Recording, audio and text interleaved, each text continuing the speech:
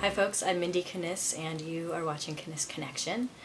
I wanted to share a quick story today from Anne Lamott, her book Bird by Bird. Looks like this. Here's the story.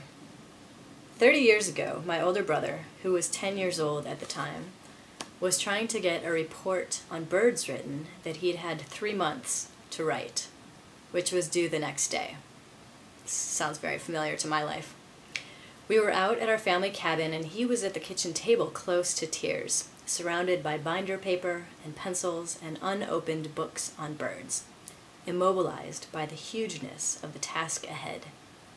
Then my father sat down beside him, put his arm around my brother's shoulder, and said, "Bird by bird, buddy, just take it bird by bird." And I think that is significant for us to remember in lots of different areas of our lives.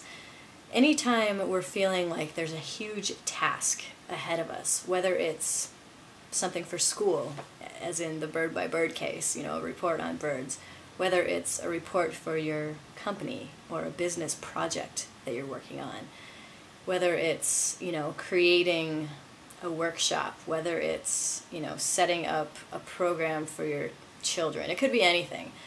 But the thing to remember is it's not this insurmountable task if you break it down to the piece by piece by piece, step by step by step, or bird by bird.